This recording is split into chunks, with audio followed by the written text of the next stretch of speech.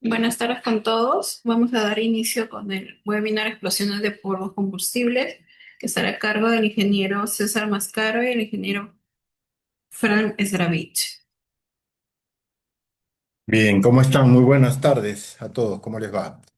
Buenas tardes. Bien, gracias, Frank. Gracias a todos por su participación. La verdad es que les agradezco por su tiempo y su buena disposición para atender este tipo de seminario que hemos querido traer aquí vía web para la comunidad y que nos permita un poco profundizar en los temas que vamos a ver el día de hoy, que son las explosiones de polvos combustibles. Antes de ceder el pase a Franz, quisiera hacer algunos comentarios al respecto, comenzando por el patrocinador, quien habla, trabajo para H&M Proyectos y Consultoría SAC, más conocidos como HIMSAC, aquí en el Perú. Somos una empresa peruana que tenemos más de 15 años en el mercado peruano y latinoamericano, ofreciendo servicios de ingeniería y consultoría en todo lo que es industria en general, especialmente en lo que es el manejo de hidrocarburos y sus derivados, así como también en lo que es la seguridad de procesos y la protección contra incendios, ¿no? Eh, Tenemos en la empresa tres unidades de servicios: la unidad de seguridad y control de riesgos, que precisamente es la unidad que está encargada de desarrollar gestionar lo que es el webinar del día de hoy; la unidad de ingeniería, que se encarga de desarrollar proyectos de ingeniería tanto para el sector hidrocarburos como también para la industria en general, y en el caso de la industria específicamente en lo que es sistemas de protección contra incendios de diversos tipos, ¿no? Y nuestra unidad de permisología, que se encarga de gestionar permisos especiales, sobre todo con la autoridad competente en el Perú en el sector hidrocarburos, que vendría a ser lo que es el OSINDARMI. ¿Ok? Nuestra unidad de seguridad y control de riesgo, como les mencionaba, presta soluciones para lo que es el sector hidrocarburos, minería, energético e industria en general, ¿no? Desarrollamos una serie de estudios, análisis de riesgos de procesos, tanto de tipo cualitativo, semicuantitativo como cuantitativos.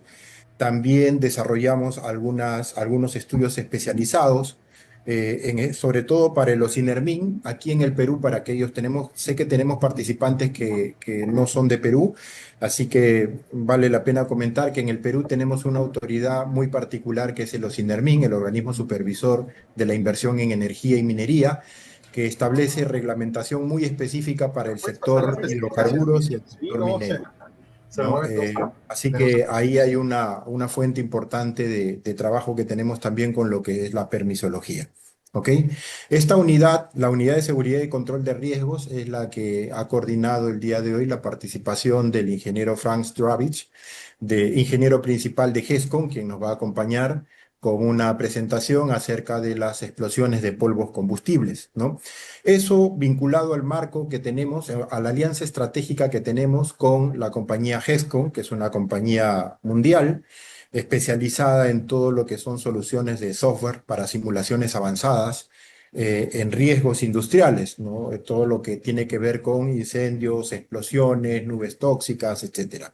Desde el año pasado, 2025, tenemos una alianza, somos representantes oficiales de GESCOM, y como tales nos encargamos de comercializar principalmente todos estos programas informáticos, ya sea de tipo semiempíricos, como también los programas informáticos basados en dinámica de fluidos computacional, como FLAX, por ejemplo, de lo cual Frank nos hablará un poco al respecto el día de hoy. Y también algunos estudios particulares que quizás requieran la participación de algunos ingenieros muy especializados de GESCO que podríamos también brindar para ciertos casos. ¿Ok? En el marco de esa alianza estratégica es que estamos desarrollando el día de hoy un webinar sobre explosiones de polvos combustibles. Y antes, como les decía, antes de ceder el pase a Franz para que ya ingrese en la materia netamente de lo que son los polvos combustibles y sus explosiones, quería hacer algunos comentarios breves porque he estado recibiendo algunas notificaciones de algunos colegas haciéndome consultas respecto a cómo en el Perú se estaban manejando en estos temas, ¿no? Y yo le comentaba que, bueno, en principio, los polvos combustibles hay en diversos tipos de industrias. Tenemos polvos combustibles en la agricultura, tenemos polvos combustibles en la producción de madera, tenemos polvos combustibles metálicos, en fin, una gran cantidad de materiales que son considerados como polvos combustibles y que cuando uno requiere tratarlos de alguna manera desde el punto de vista de seguridad, tiene dos formas de manejarlos, ¿no? La más utilizada, por cierto, es la que se basa en un criterio prescriptivo y para eso usamos el cuerpo normativo de la NFPA. La NFPA tiene una serie de publicaciones como las que están ahí en pantalla, la NFPA 664, la NFPA 484, la 61, la 652, etcétera. Una gran cantidad de publicaciones con diversos enfoques, algunos de ellos muy especializados para ciertas industrias, ¿no? Hay una norma que es específica para lo que es la industria alimentaria, otra norma que es para la industria con la madera y así, ¿no? Tenemos diversas normas. Pero ahora, hoy en día, desde el año 2024, si mal no recuerdo, hay una iniciativa de consolidación, ¿no? Hay un plan de consolidación de la NFPA de todos estos documentos sobre polvos combustibles. De tal forma que todas las NFPAs, como las que están ahí en pantalla, van a ser integradas en un solo documento que vendría a ser la NFPA 660. Va a ser Hola, un único buena- documento. buenas Oh, tardes. Disculpe que lo corte, ingeniero Mascaro, disculpe, pero los slides no están corriendo, están congelados en la primera uy, diapositiva.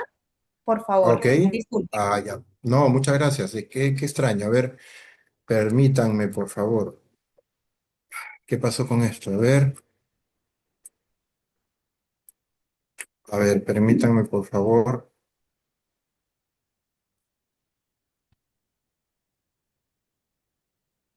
¿Me avisan, por favor? ¿Me confirman si están corriendo ahora? Ahora Ya, sí. perfecto. Muchas Gracias. gracias. Disculpe. Gracias, gracias. Entonces, les comentaba, para no quitar mucho tiempo, les comentaba de que eh, los polvos combustibles acá en el Perú y en general en Latinoamérica se manejan bajo dos enfoques, ¿no? El criterio prescriptivo que establece la NFPA con toda la normativa que están viendo ahí en pantalla, diferentes publicaciones como la NFPA 61, la 484, etcétera, enfocadas algunas en el tipo de material y otras en el tipo de industria que se maneja. ¿Ok? Eso es, la buena noticia ahí con eso es que la NFPA está enmarcada ahorita en un plan de consolidación de todos estos documentos para integrarlos en un único documento que está en una etapa de borrador, que es la NFPA 660, y que va a reemplazar a todos los demás. De tal forma que en un único documento, que sería la NFPA 660, se va a tener integrado todas estas normativas, ¿no? Donde cada tipo de industria en la cual está involucrado el polvo combustible o el material va a ser un capítulo de dicho documento, ¿no?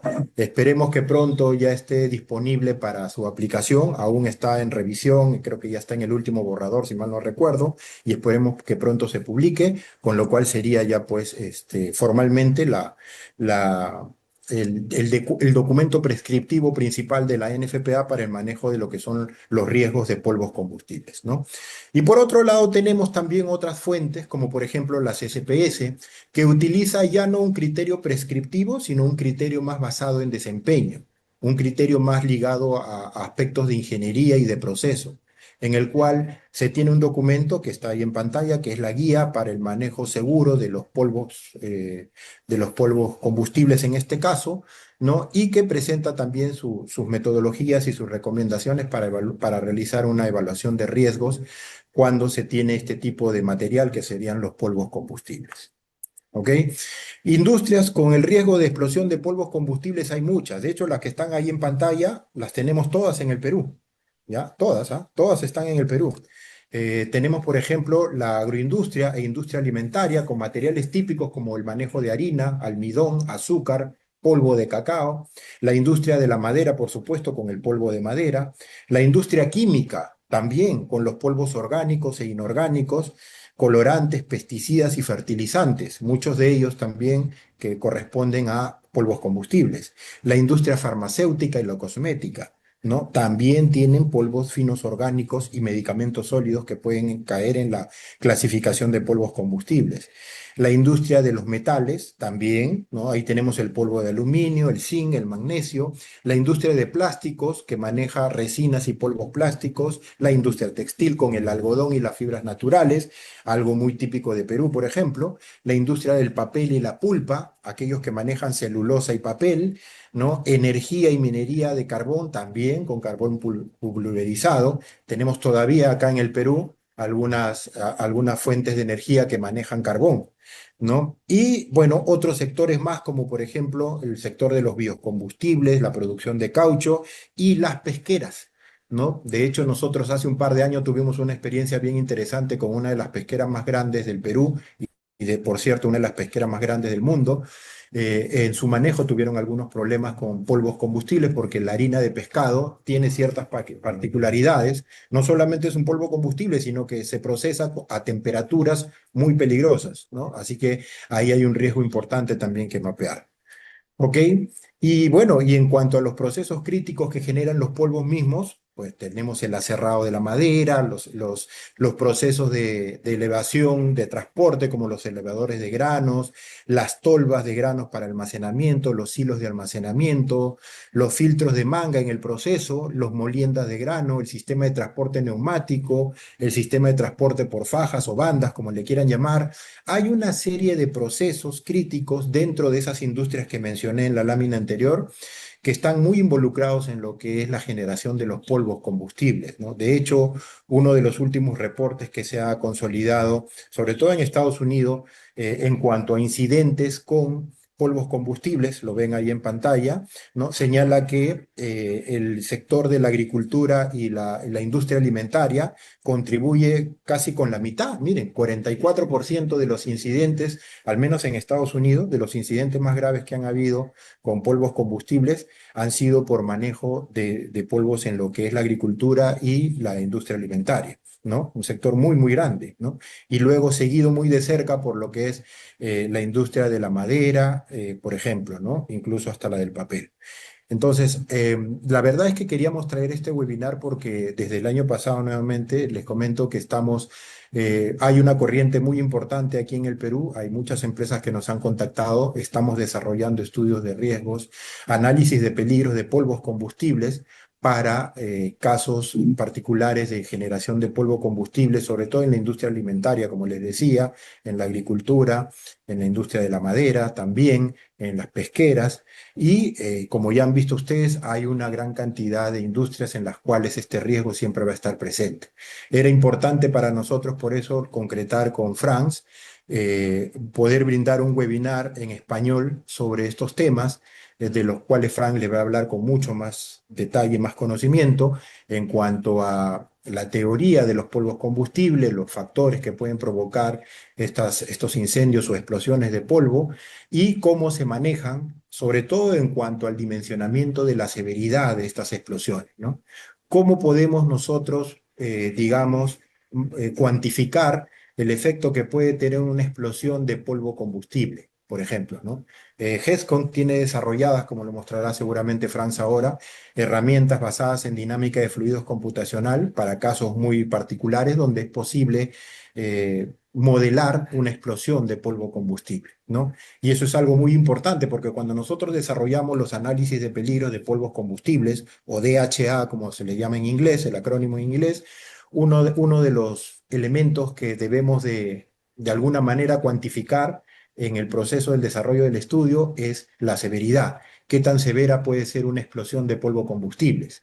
Y pues generalmente esa severidad, esa cuantificación lo hacemos de una manera más cualitativa, ¿no? Sin embargo, hay herramientas hoy en día, como las que va a mostrar Franz, que permiten cuantificar eso de una manera más objetiva, utilizando programas hoy en día basados en dinámica de fluidos computacional, ¿no? Era lo que quería comentar al respecto y bueno, cederle el pase a Franz. ¿Cómo está, Franz? Buenas noches, creo, para ti. Gracias por tu tiempo, tu buena disposición y te dejo aquí a tu público que está listo para escucharte.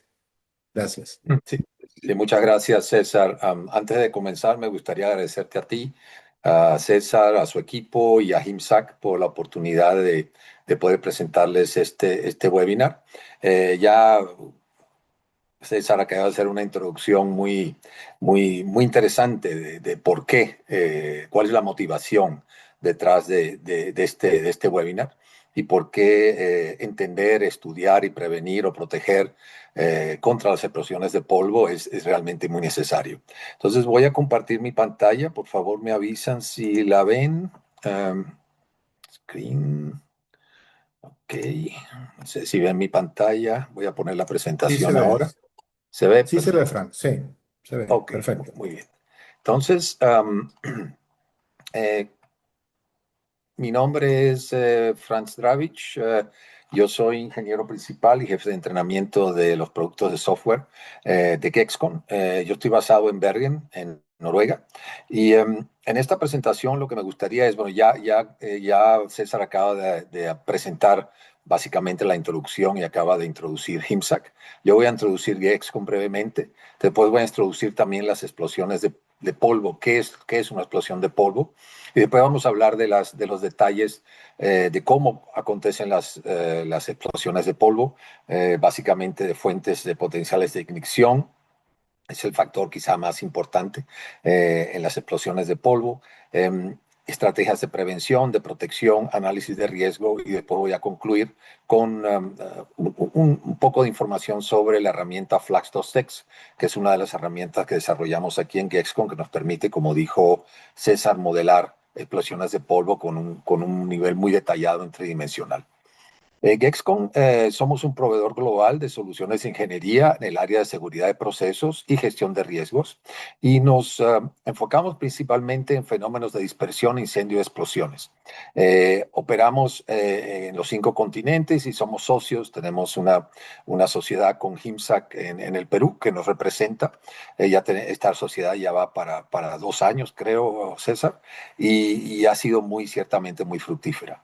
En Gexcon nosotros ayudamos a nuestros clientes a identificar, prevenir y mitigar peligros tóxicos e inflamables a través de herramientas de software, como las que voy a hablar después, como el FLAX, para análisis de consecuencias y riesgos cuantitativos, servicios de consultoría especializados, que normalmente en el caso del Perú los hacemos a través de HIMSAC, investigación de incidentes y apoyo en procesos legales, servicios de pruebas e investigaciones sobre incendios y explosiones, y también damos cursos de formación tanto en la seguridad de procesos como en el uso de nuestros softwares. Ya en los 2 años anteriores, el año pasado, dimos un curso de FX y Risk Curves, que es otro software que tenemos. Ya hace 2 años, en el 2024, dimos un curso de Flax también ahí en Lima. Y estamos planeando, si tenemos suficiente demanda, dar un curso de Flax2Tex este año, justo después de la conferencia de la CCPS de Latinoamérica, que va a ser al final de septiembre, comienzo de octubre. Nosotros trabajamos con una amplia gama de industrias, con la de petróleo y gas, en todas las áreas, upstreams, midstreams y downstreams, en industria química, de hidrógeno, de amoníaco. También trabajamos con peligros relacionados a baterías, la industria nuclear, de fabricación y muchas más. Es decir, en cualquier industria en que nuestro conocimiento, nuestro software puede ser aplicado, ciertamente trabajamos con estas industrias. Nuestra empresa está constituida por 4 grupos principales. Tenemos el grupo de software, que es el grupo que yo trabajo. Tenemos el FLAX, que ya mencionamos, que es una herramienta de CFD tridimensional. Tenemos FX y Risk Curves. FX es una herramienta de consecuencia empírica y Risk Curves nos permite hacer cálculos de riesgo. También tenemos 3 softwares que pertenecen a Shell. Shell, la compañía de petróleo. Somos los representantes exclusivos comerciales de Shell. Tenemos el software que se llama FRED, que es también para análisis de consecuencias, es un software empírico. Shepard, que es para análisis de riesgo, y PIPA, que nos permite planear cómo manejar en caso de que tengamos un accidente o un incidente. Tenemos un grupo de consultoría, como ya mencioné. Proveemos toda una serie de servicios en el área de consultoría de seguridad de procesos. También tenemos un dos sitios de pruebas, aquí cerca donde yo estoy, en Bergen, en Noruega, que nos permiten medir y calcular consecuencias de explosiones y de incendios. Por cierto, en este sitio de pruebas es donde nosotros medimos propiedades de polvos explosivos, que es muy importante a la hora de querer modelar las explosiones con estos polvos. Y también tenemos un grupo de capacitación al que yo pertenezco también, en que damos los cursos tanto en la parte de genérica o general del área de seguridad de procesos como en nuestros softwares. Muy bien, entonces vamos a hablar un poquito de las explosiones de polvo. Yo creo que César ya hizo una introducción muy interesante, muy completa. Entonces quizá voy a saltar algunos de estas diapositivas para no repetir lo que dijo César. Una de las cosas que es importante entender es que las explosiones de polvos combustibles ocurren frecuentemente alrededor del mundo. Y muchas o la mayoría no son reportadas. ¿Por qué? Porque son explosiones que tienen una consecuencia insignificante, que realmente no afectan el proceso, no hay heridos, no hay víctimas fatales. Por eso es un evento que pasa muy frecuentemente.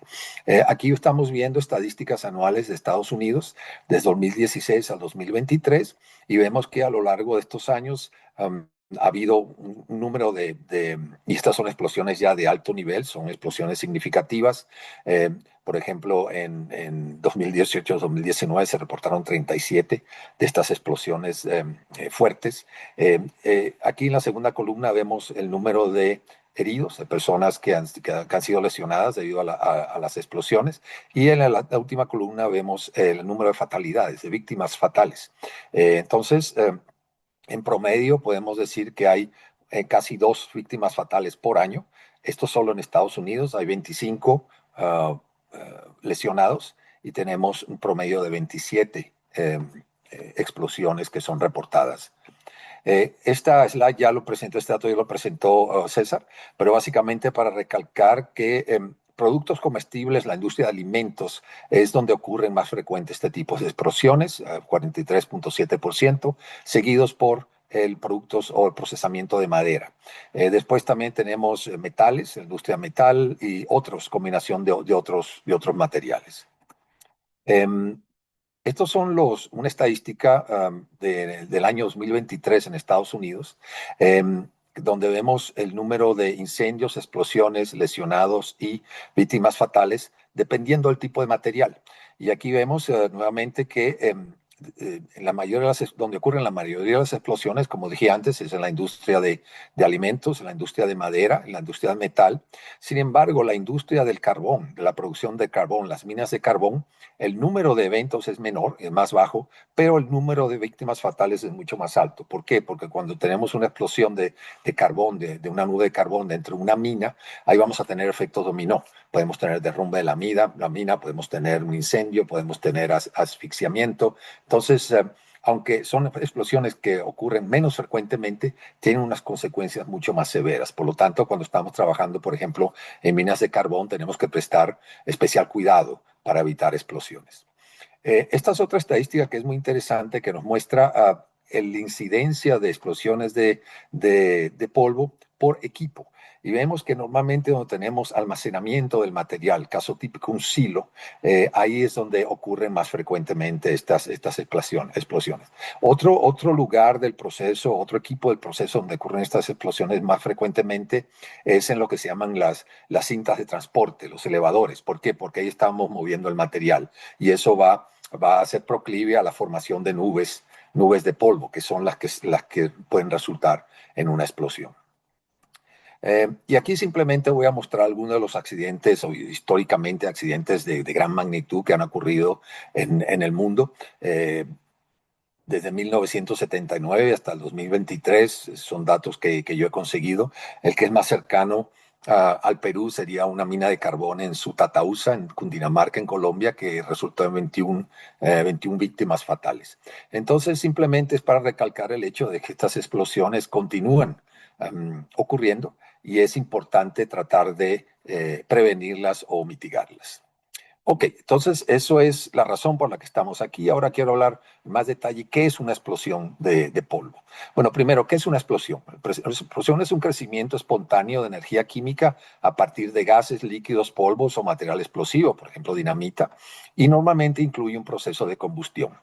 Ahora, cuando hablamos de explosiones de polvo, tenemos lo que se llama la explosión primaria, que es la explosión causada directamente por la fuente de ignición, pero en el caso del polvo, como el polvo puede estar, la nube de polvo puede estar esparcida dentro de equipos, dentro de silos, puede ocurrir lo que se llama la explosión secundaria. La explosión secundaria ocurre porque la onda de presión viaja más rápido, viaja adelante que el frente de la llama o la llama en sí, y va levantando las capas de polvo que pueden estar acumuladas, por ejemplo, en el piso o en superficies planas. Y este tipo de explosiones secundarias pueden ser mucho más fuertes que las explosiones primarias. Por lo tanto, es importante tratar de controlar las fuentes de ignición para evitar la explosión primaria, pero también es importante, como vamos a ver más tarde, los protocolos de limpieza y los procesos que se usan para evitar las explosiones secundarias. Entonces, como dije antes, las explosiones primarias suelen ser más débiles y tamaño limitado, pero pueden resultar en fuertes explosiones secundarias. ¿Cómo podemos prevenir en forma genérica este tipo de explosiones? Bueno, una opción es inertización. Podemos tratar de añadir material inerte para disminuir o prevenir la aparición de polvo, de una nube inflamable, y también que tengamos procedimientos apropiados de mantenimiento. La otra posibilidad es mitigación. Una vez que la explosión ha ocurrido, cómo reducimos o controlamos las consecuencias. Eh, una de las opciones, por ejemplo, ventilación o venteo de explosiones en áreas confinadas. Hay otras también, pero esta es una de las más comúnmente usadas. Una cosa que es importante es que las explosiones pueden evitarse influyendo en lo que se llama el triángulo de explosión, que voy a demostrar o que voy a darles más detalle en un momento. Factores que afectan la explosibilidad de los polvos. Bueno, tenemos la energía mínima de ignición, esa es la energía mínima que se requiere para que una nube de polvo que haya ignición y comience el proceso de combustión, y eso causa, y a partir de ese proceso va a haber una propagación de la llama en la nube de polvo. No, esta energía varía desde pocos millijoules hasta varios kilojoules. Todo va a depender del material con el que estamos trabajando. Cuanto más baja sea la energía de ignición, más proclive es esa nube a que haya combustión y que haya una explosión. Estos factores también dependen, o estos valores dependen también de condiciones de operación, por ejemplo, la temperatura, la humedad, todo eso tiene un impacto en la temperatura mínima de ignición. El otro parámetro que es muy importante es la concentración mínima explosiva, quiere decir que hay que tener una concentración mínima de esa nube de polvo para que la ignición sea capaz de encenderla y causar propagación de la llama. Y también el otro factor es la concentración límite de oxígeno. Termina la concentración mínima de oxígeno que se requiere para que una nube de polvo pueda encenderse y conlleve a la propagación de la llama. Valores típicos es entre 10% y 14%. Como ven, son valores menores que la concentración normal en el aire. La concentración de oxígeno en el aire normalmente es del orden del 21%. Quiere decir que en la mayoría de los casos estamos dentro del límite de inflamabilidad respecto a la concentración de oxígeno. La única forma de evitar esto o de controlar esto sería inertizando o, por ejemplo, inyectando nitrógeno. Nitrógeno va a reducir la concentración de oxígeno. Además de eso, existe lo que se llama la temperatura mínima de ignición, temperatura mínima que resulta en la propagación de la llama. A veces este parámetro, que puede variar entre 200 y 1000 grados centígrados, se utiliza como un parámetro de dimensionamiento en equipos, por ejemplo en secadoras. Sabiendo el tipo de polvo con el que se está trabajando, tratamos de evitar que se llegue a esa temperatura mínima de ignición. También es posible que no solamente haya ignición de una nube, que es básicamente el polvo que está en el aire, está fluidizado, pero también pueden haber ignición de las capas de polvo. Estamos hablando de las capas que están acumuladas en el piso o en superficies planas. Esta temperatura también varía entre 200 y 400 grados, depende del espesor y la densidad de la capa. Y también este parámetro se utiliza para determinar la temperatura máxima admisible en equipos que pueden tener una capa de polvo, por ejemplo, un motor eléctrico. la temperatura de ignición disminuye con un mayor espesor de capa, que es decir, cuanto más material está acumulado en esa capa, más fácil es que haya ignición. Y también existe otro parámetro que puede ser importante, que es la temperatura de autoignición.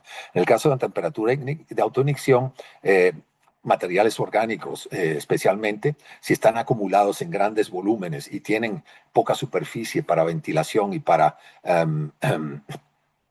soltar o para disminuir el calor dentro de ese material acumulado, entonces puede haber autoignición. Autoignición, por ejemplo, se sospecha que fue lo que pasó hace unos años atrás. No sé si vieron, probablemente vieron los videos que aparecieron en las noticias de una explosión que hubo en Beirut, en el puerto de Beirut. Ese era material fertilizante, fue una explosión de polvo, y lo que se sospecha que no se siguieron los protocolos de almacenamiento, que básicamente por cierto volumen de material que está almacenado tiene que haber un área mínima para que el calor pueda ser disipado.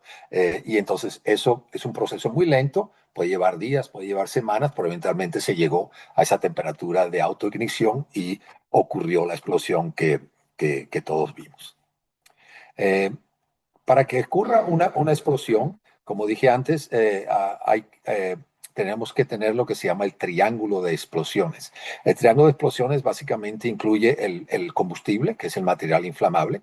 En nuestro caso se presenta como un polvo, como una nube de polvo, como por ejemplo una capa de polvo, el oxígeno en el aire, que es necesario para la combustión, y la fuente de ignición. Entonces, si tenemos esos tres componentes, es posible que haya una explosión de polvo. ¿Cómo evitar una explosión de polvo? Bueno, podríamos tratar de eliminar uno de estos tres componentes. Podemos tratar de afectar la concentración de oxígeno, podemos tratar de afectar la inflamabilidad de la nube usando, por ejemplo, materiales inertes, o podemos tratar de prevenir fuentes de igniciones. Cualquiera de estas estrategias es válida dependiendo del proceso en sí. Entonces, para resumir brevemente de lo que he hablado hasta ahora, es importante recalcar el hecho de que eh, las explosiones de polvo ocurren frecuentemente en el mundo. Yo tengo datos que dicen que en promedio hay 1 o 2 explosiones de polvo por día en alguna parte del mundo, pero la mayoría no son reportadas porque no son de alta intensidad. Ocurren en diversas industrias y materiales, y también ocurren particularmente en países menos desarrollados, donde no se siguen o no existen todavía normativas o protocolos estrictos que hay que seguir. Como dije antes, la mayoría de los accidentes ocurren en las industrias de alimentos, de madera y procesamiento de materiales. Las explosiones de carbón son las que provocan el mayor número de víctimas fatales, aunque el número de explosiones son menores debido a los efectos dominó, ya que es dentro de una mina. Y es importante entender que los procesos físicos, la física de explosiones de polvo no es un misterio, es algo que ya la ciencia, es un problema que la ciencia ha resuelto hace más de 30, 40 años. Sabemos cuáles son los factores que impactan una explosión de polvo, los que nos permite entonces hacer implementar medidas de prevención y medidas de mitigación. Una cosa que es importante también es comprender y medir las propiedades de los polvos. Cada polvo es diferente. Si, por ejemplo, tenemos maíz del Perú, las propiedades explosivas pueden ser diferentes del maíz que se cultiva en Estados Unidos, o en el Canadá o en Europa, porque todos los materiales tienen variaciones pequeñas en la composición química, y todo esto va a tener un impacto en la explosividad de esos materiales. Y también nosotros siempre enfatizamos que se requiere concientización. En otras palabras, importante entender estos procesos, importante entender las consecuencias fatales que pueden resultar, y esa también es una de las razones por que estamos dando este webinar. Ok, entonces ahora habíamos hablado del triángulo de explosiones. Vamos a hablar en práctica primero de las fuentes de ignición.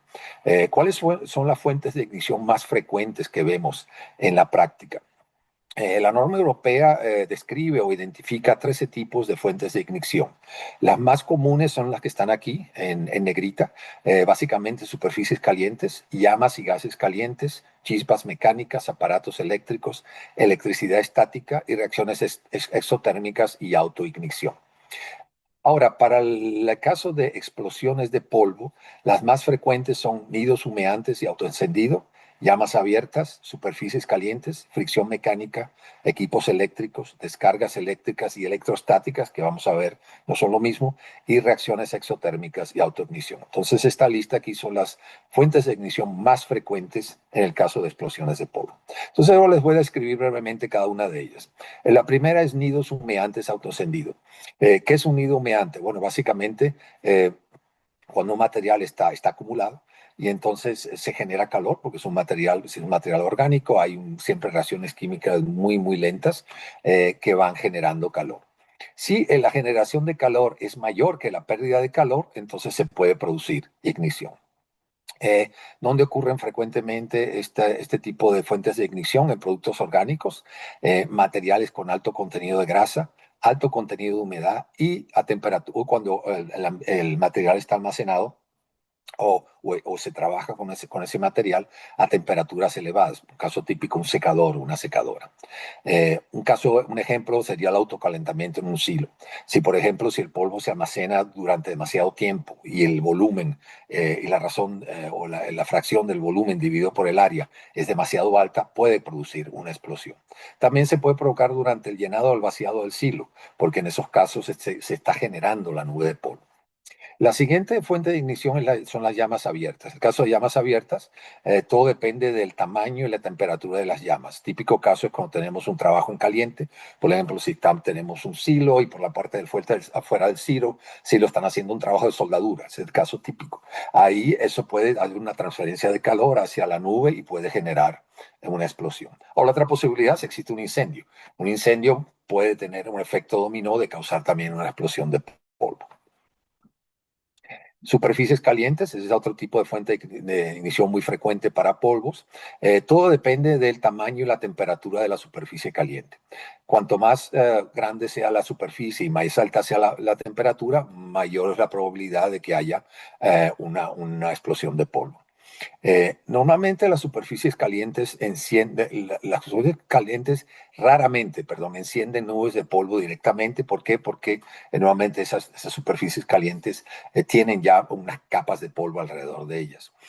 Normalmente cuando la ignición es causada por una superficie caliente, se crea un foco de combustión latente en una capa de polvo. Ese sería el primer paso, que de ahí eso va a resultar en la ignición de la nube de polvo. Entonces aquí tenemos casos típicos donde pueden ocurrir estas fuentes de ignición de superficies calientes, por ejemplo, elementos de calefacción y secadores o secadoras, conductos de vapor y otras tuberías, equipos eléctricos, motores, sopladores y ventiladores, sistemas de transporte mecánico, molinos, trituradoras, mezcladoras, rodamientos, bombillas iluminarias y trabajos en caliente. Entonces, como vemos en esta lista, las posibilidades de que haya una fuente de ignición debido a una superficie caliente son bastante amplias. Hay muchos sitios, muchas circunstancias donde puede ocurrir una superficie caliente que conllevaría a la ignición y a la explosión de polvo.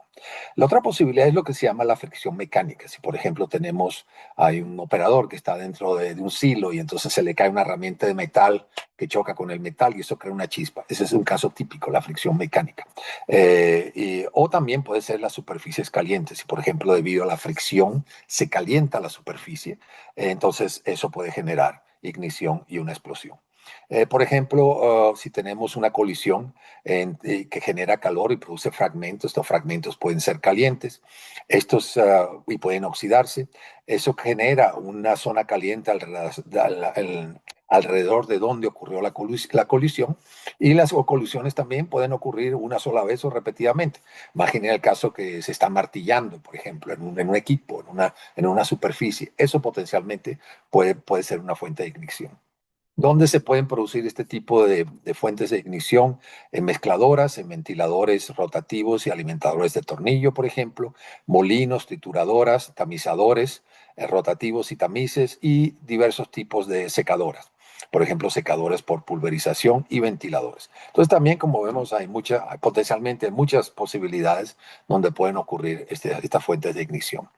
Otra fuente de ignición bastante común es equipos eléctricos. Pues tenemos un motor eléctrico, por ejemplo, y si hay un mal funcionamiento, pues eso puede causar chispas eléctricas o superficies calientes, sobrecalentamiento. Una de las cosas que siempre se recomienda es que el equipo esté correctamente diseñado, construido, instalado y mantenido. Es muy importante el mantenimiento de sus equipos con las normas pertinentes. Y además de eso, existen equipos que han sido diseñados a prueba de explosiones en áreas peligrosas, lo que se llama equipos que tienen la certificación ATEX, que es para trabajar en atmósferas o que se utilizan en atmósferas explosivas. Adicionalmente, tenemos electricidades estáticas. La electricidad estática, por ejemplo, chispas eléctricas, normalmente proceden de materiales conductores. Si tenemos un cable, por ejemplo, que está conduciendo electricidad, pueden tener una energía muy alta. También existen las chispas electrostáticas, que si no es una carga eléctrica, sino es electrostática, es una carga que se puede acumular durante el tiempo. También pueden tener una energía muy alta y descargas electrostáticas. Proceden de materiales no conductores. Normalmente estas tienen un contenido energético más bajo y no tienen tanto riesgo. ¿Cómo se producen estas chispas y descargas electrostáticas? Bueno, para que exista la carga, primero la carga tiene que generarse, acumularse y descargarse. Es un proceso. Y el intercambio de carga suele ocurrir entre los recipientes del producto y del proceso. Es decir, tenemos que tener dos ambientes diferentes donde se va a producir la descarga. Y la acumulación de carga se produce cuando la generación de carga supera la pérdida de la carga. ¿Cómo se generan cargas eléctricas en la práctica? ¿En qué lugares ocurren? Por ejemplo, en molinos y trituradoras, secadoras de diversos tipos, transporte neumático, sistemas de extracción de polvo, sistemas de aspiración centralizada, tamizadores y tamices, durante el llenado y vaciado de contenedores y sacos, por ejemplo. Procesos en los que puede generarse una carga eléctrica, por ejemplo, entre el vaciado de contenedores y bolsas, caminando sobre suelos no conductores, particularmente si utilizan también zapatos que que son a prueba de cargas electrostáticas, retirada de ropa y materiales sintéticos, cintas transportadoras no conductoras sobre rodillos, retirada de láminas de plástico y retiradas de bolsas de plástico de contenedores metálicos. Después tenemos lo que se llama las descargas electrostáticas. Llamamos las chispas electrostáticas comunes. Normalmente es una descarga que se produce entre dos cuerpos conductores de electricidad. Se descarga toda la energía disponible instantáneamente y son chispas con un alto contenido energético. Una forma de evitarla en la práctica muy simple es conectando a tierra o aterrando todos los equipos al mismo potencial eléctrico.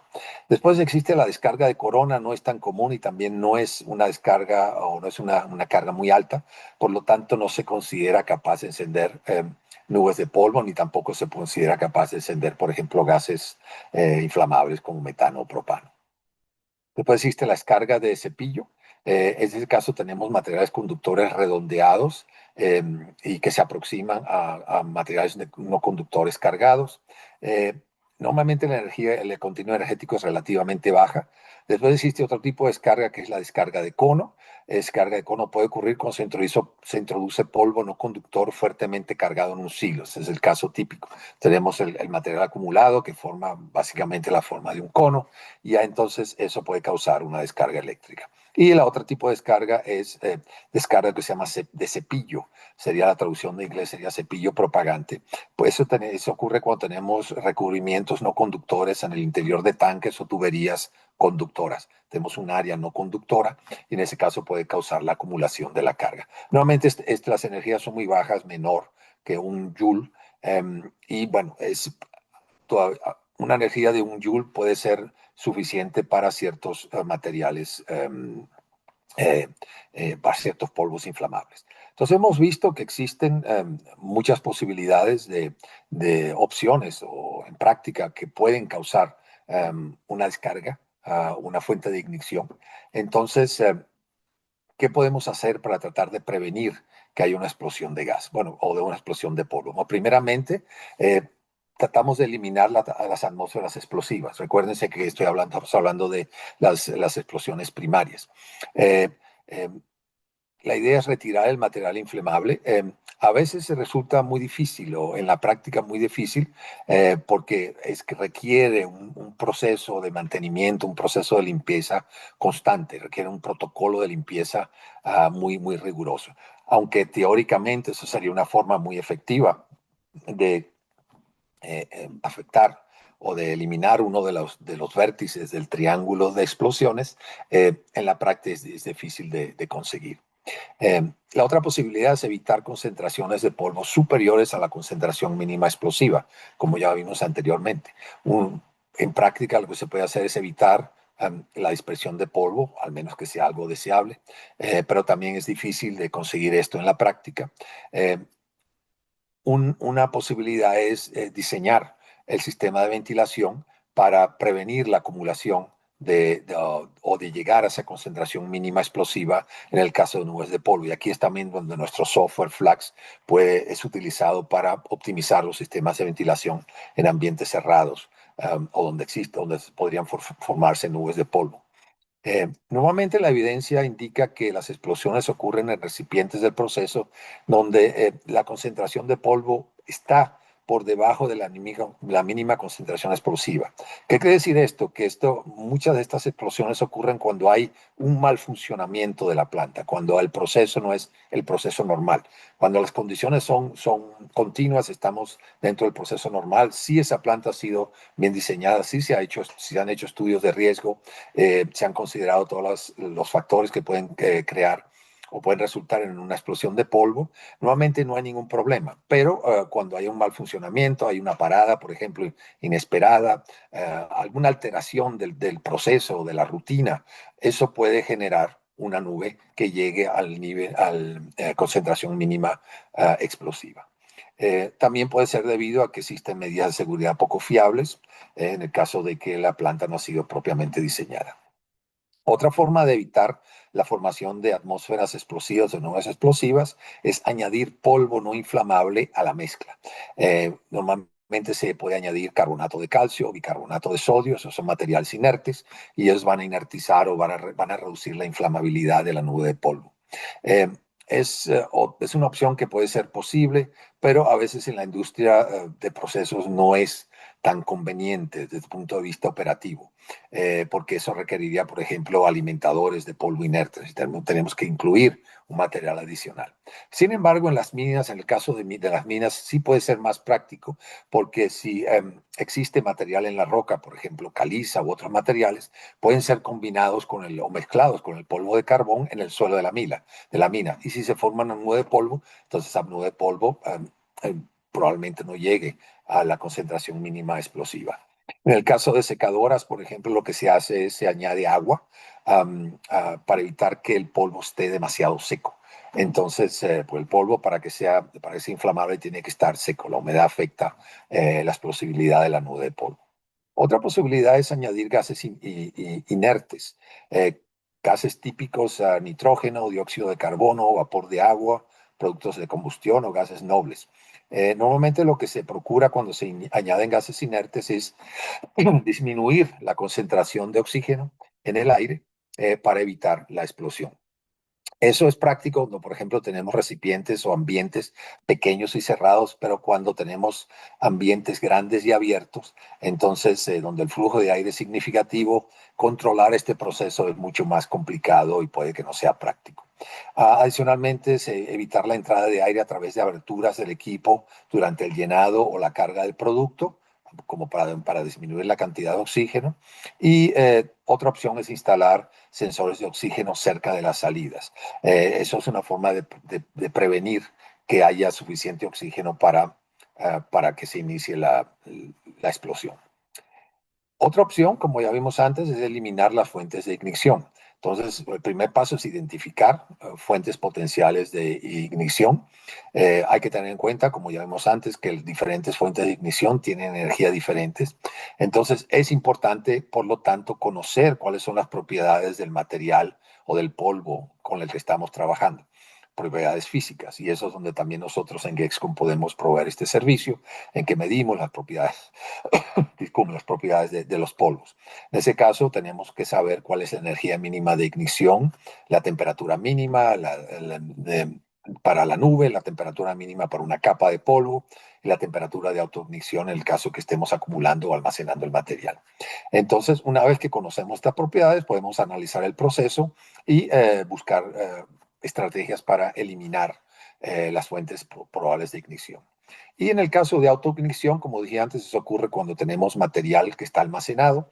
Existen reglas, existen ecuaciones que nos permiten calcular cuál es la razón entre el volumen y el área expuesta y cuáles son las distancias entre cada volumen, entre cada parte del material que está almacenado para permitir que se disipe el calor y no se llegue a esa temperatura de autoinyección.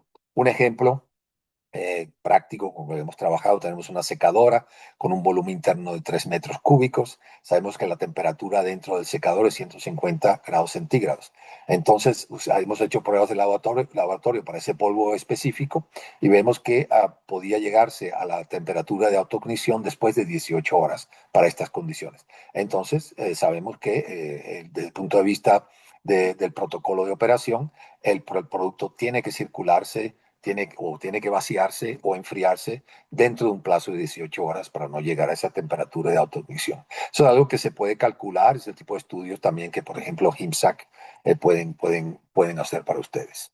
Entonces, ¿cómo podemos evitar la autoignición? Controlando la temperatura y el contenido de agua antes de almacenamiento, enfriar si es necesario, asegurarse que las superficies calientes no entren en contacto con el polvo que está almacenado, monitoreo constante o continuo de la temperatura en varios puntos, monitoreo también de la formación de gases, por ejemplo, monóxido de carbono, circulación de polvos siguiendo protocolos estrictos, inertización de polvos a granel. En el caso de llamas abiertas y trabajos incalientes, bueno, eso es más una cuestión un poco más de sentido común.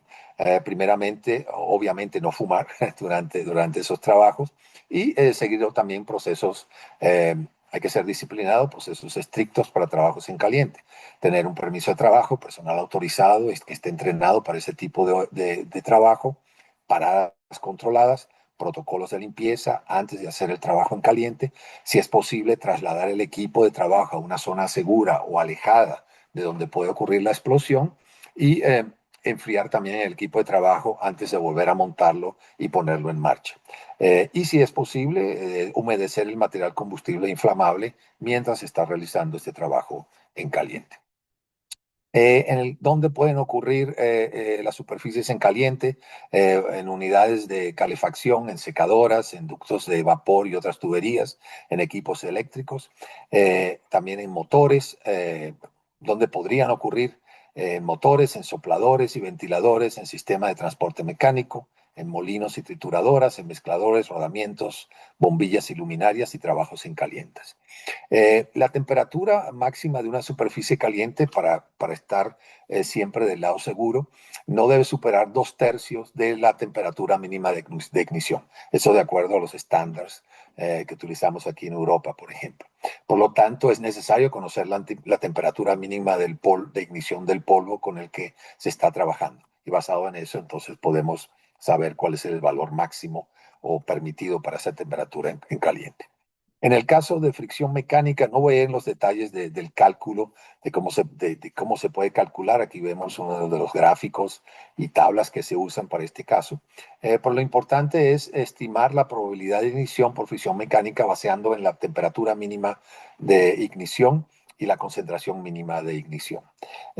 Nosotros hemos hecho pruebas extensivas a lo largo de los años y hemos demostrado que ignición es posible a muy bajas velocidades, menores que 1 metro por segundo, siempre y cuando haya alta presión y la duración del contacto sea lo suficientemente larga. Entonces aquí está cómo nosotros calculamos durante nuestros análisis cuál sería el tiempo máximo, la velocidad máxima permitida para que no se generen fuentes de ignición por fricción mecánica. ¿Cómo evitar las chispas mecánicas? Bueno, tener un mantenimiento apropiado, evitar materiales que produzcan chispas, por ejemplo, usar baja velocidad en las piezas móviles. Cuanto más baja sea la velocidad, menor es la probabilidad de que se produzca una fuente de ignición. Usar, por ejemplo, detectores de metales, porque son los que pueden causar las chispas. Trampas para metales, por ejemplo, tenemos virutas de metal que pueden encenderse y causar igniciones. Inertización alto grado de llenado de los silos, eso ayuda, y baja potencia cuando estamos transportando el material. En el caso de equipos eléctricos, existen códigos, por ejemplo, en FPA 70, en el que tiene normativas, tiene instrucciones precisas de cómo hay que clasificar y cómo hay que localizar los equipos eléctricos, donde puede existir un riesgo de incendio o explosión debido a gases, vapores o, por ejemplo, polvos combustibles. ¿Cómo evitar chispas y cargas electrostáticas? Normalmente se recomienda conectar a tierra o aterrar las bolsas del filtro antiestáticos o conductoras. Eh, Tener cuidado particularmente durante los procesos de volteo y vaciado. Todas las partes que van a estar involucradas en este proceso deben ser conectadas a tierra para que tengan todo el mismo potencial eléctrico, y también usar zapatos antiestáticos. Eso es una parte de un proceso o parte de la normativa que es muy común, sobre todo aquí en Europa. Los trabajadores, los técnicos que trabajan en este tipo de ambientes tienen que usar estos zapatos antiestáticos.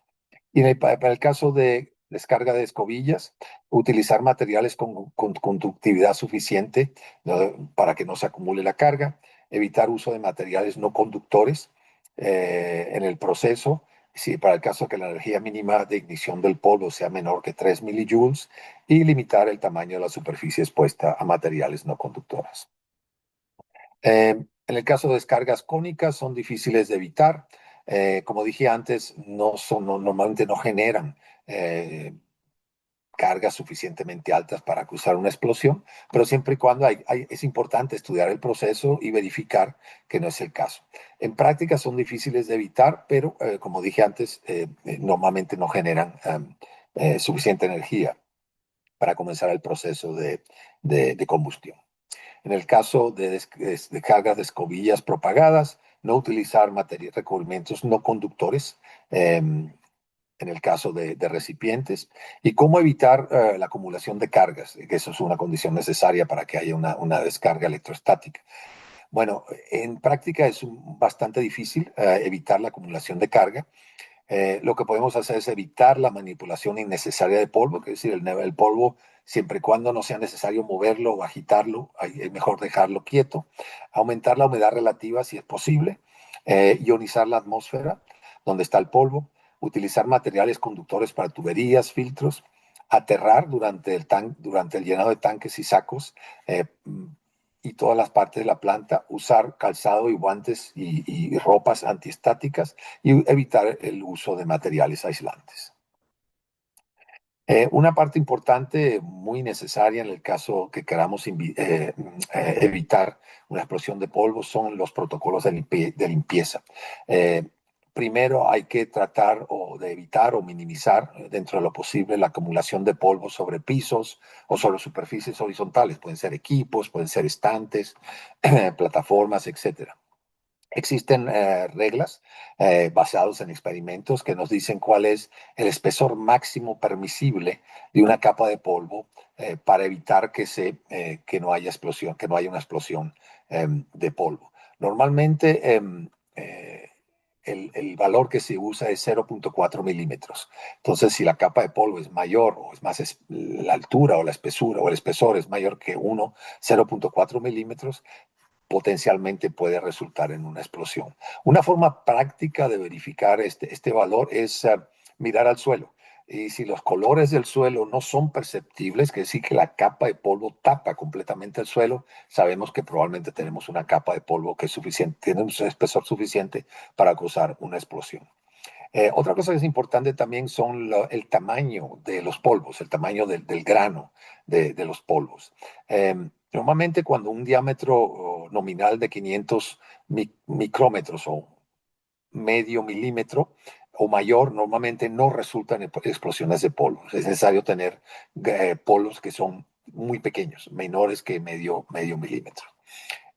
Entonces, y aquí tenemos, no voy a mostrar los detalles, se los dejo como referencia, pero dependiendo del ambiente donde está el polvo y del área de ese polvo, y el área de ese ambiente, perdón, cuáles son los protocolos que hay que seguir, cuáles son los valores máximos de acumulación que son permisibles. En general, los protocolos de limpieza son muy importantes, son fundamentales para la prevención de explosiones de polvo. En práctica, lo que se recomienda es tener un mantenimiento y operación adecuado de los equipos para minimizar la emisión de polvo. Limpieza regular, eso es necesario, de paredes, pisos, equipos, conductos, tuberías, vigas. Y una cosa que es importante también es que la explosión de polvo puede ocurrir durante el proceso de limpieza. Entonces estamos queriendo evitar la explosión, pero cuando estamos haciendo la limpieza podemos crear o puede resultar en una explosión. En general, lo que se procura es minimizar o evitar la formación de nubes. Normalmente se recomienda usar equipos de aspiración. Por ejemplo, limpiar con una escoba no es recomendado porque eso va a levantar el polvo y la escoba en sí hasta potencialmente podría ser una fuente de ignición. Entonces, normalmente se recomienda usar equipos de aspiración que han sido clasificados para atmósferas o zonas peligrosas. En general, los protocolos de limpieza pueden ser difíciles de supervisar. La vida no es perfecta.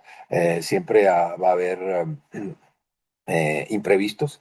Entonces, no siempre es posible seguir los protocolos religiosamente a rajatabla.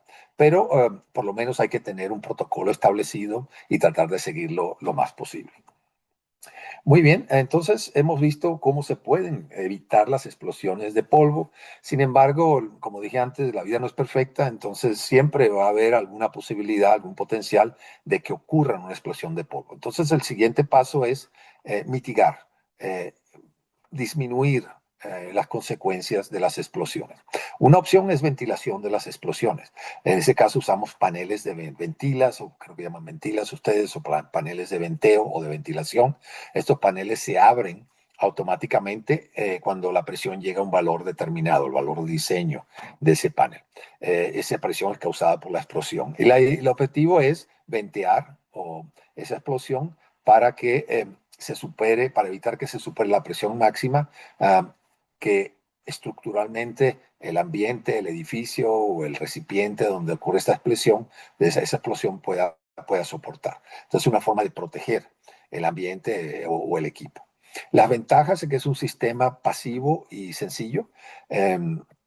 Existen herramientas computacionales, como dije antes, Flash2X, que tienen modelos que nos permiten simular la operación de estos paneles y desde ese punto de vista podemos calcular cuál sería el área del panel, cuáles serían las presiones de abertura, de operación, de activación del panel y también dónde posicionarlos. Eso es muy importante porque las explosiones son altamente tridimensionales y aunque un panel se abra a cierta presión que es menor que la presión que puede tolerar el recipiente o el edificio donde está ocurriendo la explosión, puede que en otra parte de ese mismo ambiente o de ese mismo equipo las sobrepresiones sean más altas. Y ahí es donde el software de Flash2X nos ayuda. Normalmente se utilizan los ambientes, los equipos están diseñados para unas sobrepresiones de 10 varias. Esa es la referencia, aunque cada equipo es diferente y esos valores pueden variar. Las desventajas de esta estrategia es que puede ser restrictivo si, por ejemplo, el ambiente es, por ejemplo, un equipo que está en un ambiente interior, porque ahí vamos a ventear o ventilar la explosión, pero la vamos a ventilar en otro ambiente que puede sufrir las consecuencias. Entonces, idealmente queremos ventilar a un espacio abierto, ¿no? Como esta fotografía que vemos. Queremos que esa llama y esas sobrepresiones se disipen en el aire. También puede causar efectos dominó y voy a mostrar un video al final de la presentación donde vemos exactamente eso, que las llamas, o sea, los paneles de venteo no estaban posicionados correctamente, se activaron, pero las llamas entraron en contacto con otro equipo que estaba instalado en la cercanía de donde ocurrió la explosión. Es un sistema pasivo, que es decir, normalmente no hay que hacerle mantenimiento, pero nos olvidamos que hay que hacerle mantenimiento, pero en realidad sí hay que hacerle mantenimiento. Pero como es un sistema pasivo, está instalado, lo vemos todos los días, pues nos olvidamos que está ahí. Y eso puede ocurrir el riesgo de complacencia, ¿no? Cuando algo no cambia durante los días o las semanas, pues tendemos a asumir de que todo está bien, que no hay que tomar ningún tipo de acción. Obviamente no se puede utilizar con polvos tóxicos porque si ese material se ventea al medio ambiente, pues tendría otras consecuencias negativas. es necesario detener la planta del proceso para sustituir el panel. Desde ese punto de vista, una vez que son activados o cuando hay que hacer mantenimiento o hay que reemplazarlos, pues requiere que se pare el proceso, hay que detener la planta. Puede causar daño del producto en sí, del material con el que estamos trabajando, y ocasionalmente pueden ser difíciles de instalar, dependiendo de la geometría, dependiendo del equipo, del ambiente donde estamos trabajando. Otro tipo de sistemas de mitigación es lo que se llama sistemas de ventilación sin llama. Lo que mostré anteriormente, los sistemas de paneles de venteo, ellos ventilan la explosión y va a salir la onda de presión, va a escapar por ese panel y también las llamas, que puede afectar equipos o instalaciones adyacentes. Pero existen ciertos sistemas que son sin llama. En este caso son lo que se llama flame arresters en inglés, que ellos no permiten que la llama pase a través de estos sistemas. Entonces, este es muy útil, por ejemplo, que estamos trabajando en mitigando explosiones dentro de ambientes interiores. Vamos a ventear las sobrepresiones, pero las llamas no van a entrar en contacto con los equipos adyacentes. En el caso de este tipo de sistemas, hay que considerar, por ejemplo, las distancias de seguridad. ¿Por qué? Porque va a haber gases de combustión que van a salir por esos sistemas de ventilación. También presiones en los edificios adyacentes y esto también puede causar una reducción de la eficiencia de ventilación. Otras dificultades potenciales, extremadamente difícil ventilar edificios antiguos porque estos edificios normalmente tienen una baja resistencia estructural y los edificios estructuralmente están diseñados para soportar su propio peso en la dirección vertical, pero no en direcciones horizontales. Cuando tenemos sobrepresiones internas que son en todas direcciones, no están estructuralmente diseñados para soportar estas sobrepresiones. Y aquí vemos ejemplos típicos de diseños deficientes. Por ejemplo, tenemos este sistema de ventilación, de venteo, pero apunta directamente a un edificio adyacente. Y también está en un área donde, por ejemplo, la gente está caminando. Entonces, si la explosión ocurre en el momento que hay un grupo de personas o alguien están caminando por cerca de estos paneles, pues obviamente van a estar afectados por la explosión. O las estructuras adyacentes pueden ser afectadas. Aquí tenemos otro caso muy claro, que tenemos los paneles de alivio y tenemos que están apuntando, cuando si hay una ventilación o se ventila la explosión, ellas van directamente a afectar esta otra parte de la estructura. Y aquí tenemos también otros paneles que van a afectar directamente donde están los filtros. Entonces hay que tener cuidado y es importante cómo se instalan, dónde se instalan estos tipos de sistemas. Otro tipo de estrategia de mitigación es lo que se llama sistemas de supresión. En ese caso, lo que vamos a hacer es evitar la explosión. Lo que se requiere en ese caso es una detección temprana de la explosión. Se utilizan lo que se llama detectores rápidos de llama o de presión. Eso activa una señal y eso suelta o libera el material supresor, que normalmente es un polvo. Entonces, normalmente estos sistemas de supresión están almacenados a alta presión, normalmente están contenidos por una membrana, y entonces cuando se activan estos sistemas, la membrana se rompe y todo ese ambiente donde va o está ocurriendo la explosión, se inunda con este material de supresión y el resultado de eso es que la llama se apaga y se controla o se extingue rápidamente la explosión. La ventaja de este tipo de sistemas es que no se producen llama ni presiones externas, estamos básicamente previniendo la explosión. No hay fugas del producto, todo está contenido y es independiente de la ubicación del equipo protegido. Si esté, por ejemplo, en un ambiente interno, no tiene ningún problema. Sin embargo, las desventajas es que tiene costos más altos de instalación y de mantenimiento y el tiempo de parada puede ser prolongado porque hay que hacer extensas inspecciones y limpiezas después de la activación de estos sistemas. Y otro tipo de estrategia, obviamente, es equipos a pruebas de explosiones. Son equipos que están diseñados para soportar las explosiones. Obviamente, como dije antes, el valor típico que se utiliza es 10 varias. Y existen dos opciones. Una opción es que estos equipos sean resistentes a la explosión, sin deformación ni ruptura, pero también que estos equipos sean resistentes al impacto de la explosión, pero que permitan deformaciones y sin ruptura. Obviamente, si permiten deformaciones, quiere decir que ese equipo, después de la explosión, probablemente va a tener que ser reemplazado. Entonces, existen estas dos estrategias. Normalmente estos equipos a pruebas de explosiones se combinan con técnicas de aislamiento, pues no queremos que la explosión se propague. Por ejemplo, un equipo como este está conectado a un ducto, no queremos que la onda de presión se propague a través del ducto. Eh, Ventajas, que no producen llamas fuera del equipo de proceso, y la explosión está limitada, está contenida dentro del equipo en sí. Desventajas, obviamente, son equipos más caros de instalar, de comprar y de mantener. Y si no existe un sistema de aislamiento efectivo, las sobrepresiones pueden desplazarse o propagarse a otras áreas del proceso que están interconectadas. Y desde el punto de vista de estrategias de aislamiento, como dije antes, el objetivo es prevenir la escalamiento o el efecto dominó, eh, prevenir o minimizar explosiones fuertes en recipientes secundarios que estén conectados, por ejemplo, evitar la transición a la detonación en ductos largos. Detonación es un proceso que es parte de las explosiones tanto de gas como de polvos, en que la velocidad del frente de llama llega a velocidades supersónicas.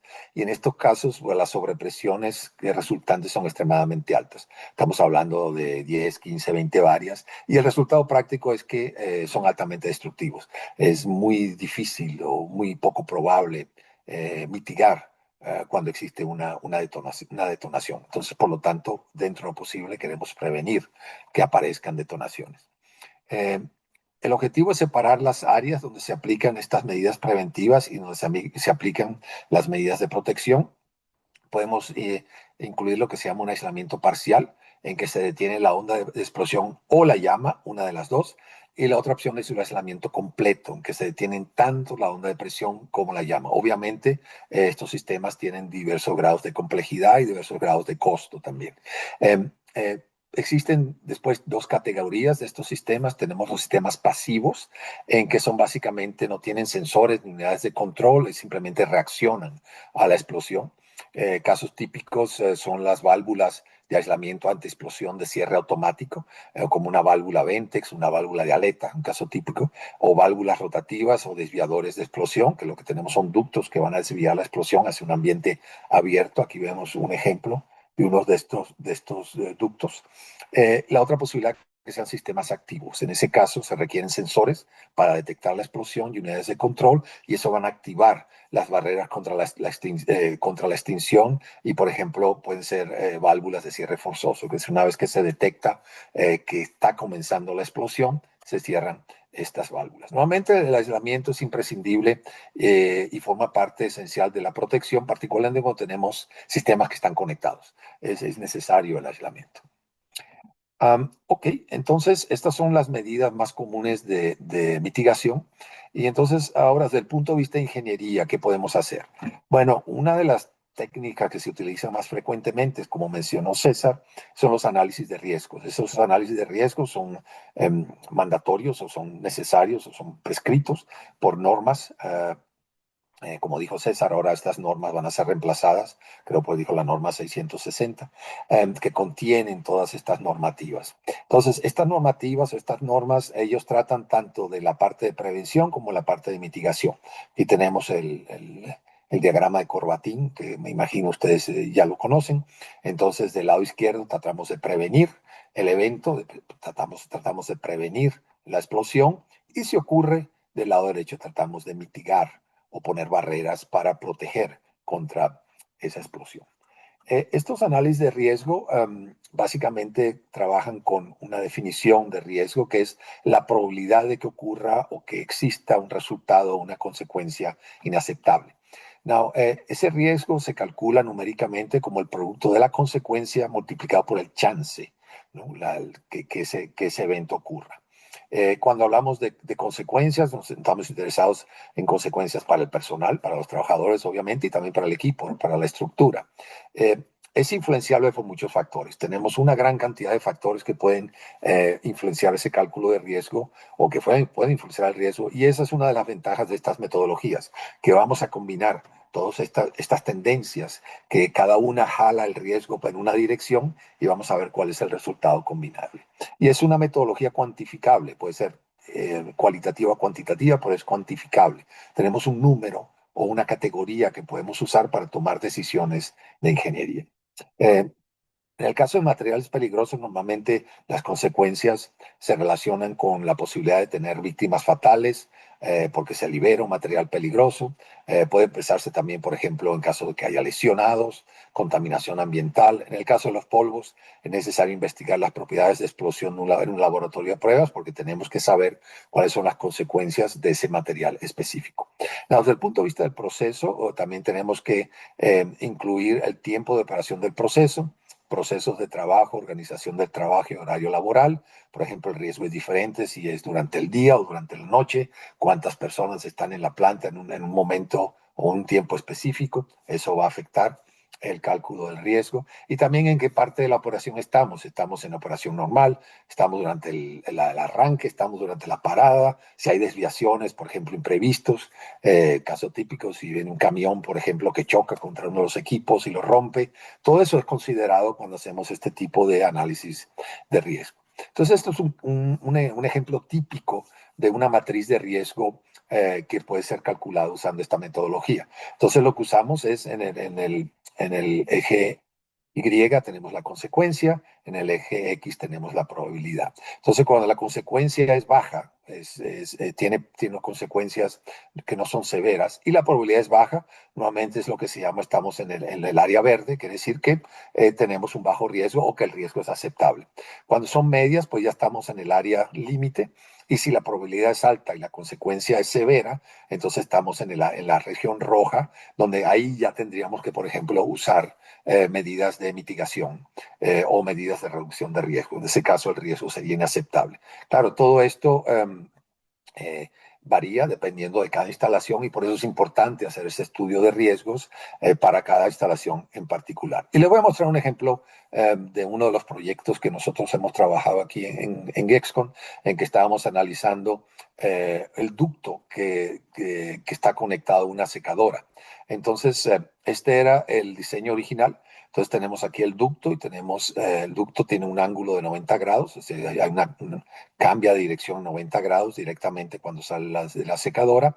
Y aquí tenemos un ducto que después que se hizo el análisis de riesgo, el ducto se demostró que el riesgo era inaceptable, era demasiado alto. Entonces se buscaron medidas de mitigación y una de las medidas que resultó muy positiva fue cambiar el diseño del ducto. En vez de ser un ángulo de 90 grados, se puso un ángulo en vez de tener un cambio de dirección, un codo, por decirlo así, pusimos dos codos. En ese caso, aquí estamos viendo, estas son simulaciones hechas con FlaxDOS-Tex, estamos viendo el frente de llama y vemos que en el caso de abajo, que es el caso modificado, la velocidad del frente de llama es más baja comparada con el caso original o el caso instalado.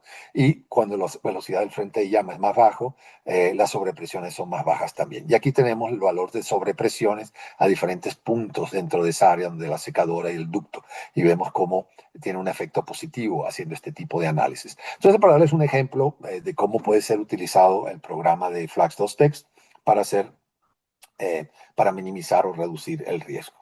Y finalmente estaba hablando de FlaxDOS-Tex, ese es el programa que es producido por Gexcon, es un programa de tridimensional de dinámica de fluidos computacional, CFD es el acronismo en inglés, son las iniciales en inglés, y fue desarrollado originalmente con financiamiento de la Comisión Europea, que fue un financiamiento que se le dio a Gexcon, esto fue ya hace más de 20 años que se desarrolló este programa.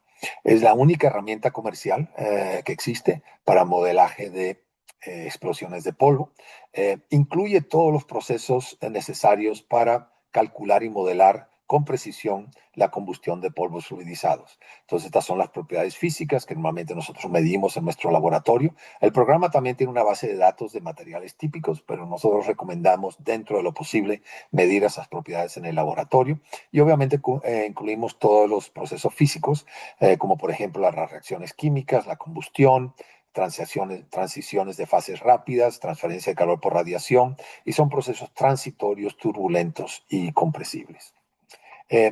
DOSTEX es una herramienta relativamente fácil de usar, siempre y cuando tengamos la geometría, y la geometría se puede, de nuestra planta, de nuestro equipo, se puede crear directamente en FlaxDOS-Tex o se puede importar si existe, por ejemplo, de un programa de CAD, de una herramienta de CAD, es posible importarla. Es fácil de usar para ingenieros entrenados y como mencioné al comienzo, el plan es después de la conferencia de CCPS al final de septiembre en Lima, es dar un curso de Flax 2X que normalmente son 2 días. Eh, los resultados que obtenemos con Flash 2Text, esa es una gran ventaja, son más realistas. Si usamos medidas prescriptivas, normalmente son extremadamente conservativas y pueden resultar en gastos excesivos de protección. Usando la herramienta de Flash 2Text, primero entendemos y podemos identificar cuáles son las partes críticas, cuáles son los aspectos críticos que pueden causar explosiones con consecuencias indeseables. Y también normalmente son menos conservativos que los resultados que obtenemos por normativas. Incluye estrategias de mitigación, por ejemplo, como dije antes, paneles de alivio, de presión e inyección de gases inertes. Modela tanto las explosiones primarias y secundarias. Incluye un modelo que nos permite definir las capas de polvo sobre superficies. Y los resultados de este programa son usados como datos de entradas para hacer análisis cuantitativos de riesgo. Entonces, ese es el primer paso antes de hacer el análisis cuantitativo de riesgo.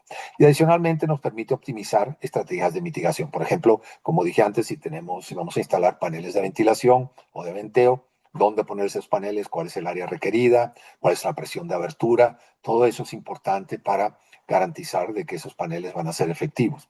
Qué tipo de gas inerte tiene que ser utilizado, cuál sería la concentración requerido. Y si, por ejemplo, variación en la geometría. ¿Qué pasaría, como vimos antes, si modificamos el ducto de salida de una secadora? ¿Qué pasaría si, por ejemplo, posicionamos los equipos de una forma diferente? ¿Cuál sería el efecto, por ejemplo, en instalaciones adicionales? Toda esa información, como es un programa de simulación de 3D, la podemos obtener inmediatamente. Entonces aquí nuestros resultados típicos de Flax2Text. Aquí tenemos una explosión de polvo dentro de un silo. Aquí vemos el contorno verde, es el polvo que está siendo desplazado por la sobrepresión, por la explosión. Y este contorno aquí, que ahora es de color rojizo, es la llama. Y después vamos a ver las sobrepresiones máximas en el túnel que está encima de los silos, donde están las cintas transportadoras. Entonces vamos a ver cómo el detalle que nos proporciona esta herramienta. Ya aquí vemos las sobrepresiones máximas en la estructura. Obviamente eso nos permite diseñar la estructura, nos permite posicionar los paneles de venteo. Y esto aquí es la misma simulación, pero estamos viendo un detalle del túnel encima del que está encima de los silos y estamos viendo la nube de polvo que está siendo desplazada por las sobrepresiones, que es el contorno verde. Vamos a ver la llama y también vamos a ver las capas de polvo acumulado, cómo son levantadas por la explosión. Entonces aquí vemos cómo se van y aquí sí vemos el detalle que en las superficies planas hemos definido unas capas de polvo de cierto espesor y vemos cómo están siendo levantadas, que sea que estamos modelando tanto la explosión primaria como la explosión secundaria. Y finalmente quiero mostrarles un video. Este video está disponible en YouTube, si lo quieren ver. Este video nos muestra un estudio, una investigación de accidentes que se hizo en Estados Unidos usando Flax2Text. Entonces, no tiene sonido, pero tiene subtítulos y yo voy a parar. Entonces, ok, vamos a ver si consigo pararlo. Espero que me deje. Esto es un ejemplo de una simulación con Flax2Text. Es una explosión dentro de este recipiente que ustedes ven aquí.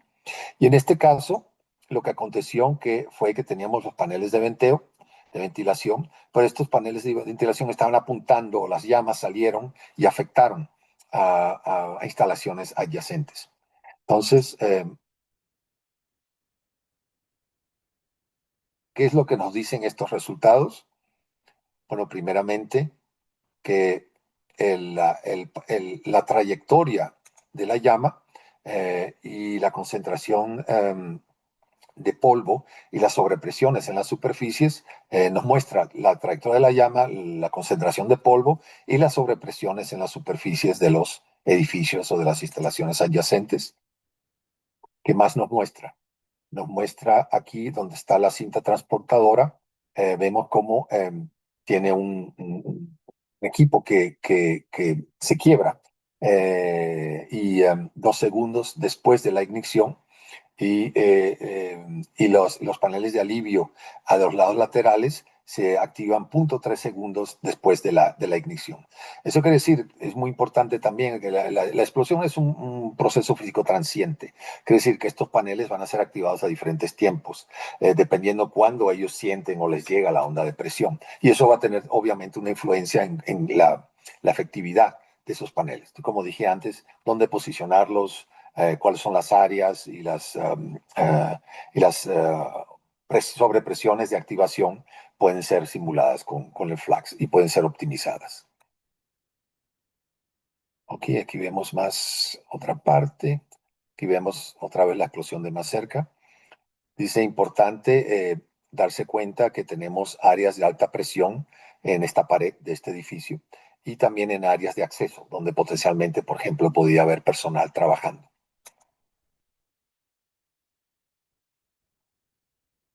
También estamos modelando las llamas en la parte dentro donde está la cinta transportadora, que pudiera potencialmente, no ocurrió en este caso, pero pudiera potencialmente resultar en una explosión secundaria y se podría propagar al silo que está adyacente. En este caso no ocurrió, pero podría potencialmente eso podría llegar a ocurrir, que es algo que tenemos que verificar, que podemos usar el programa para verificar eso.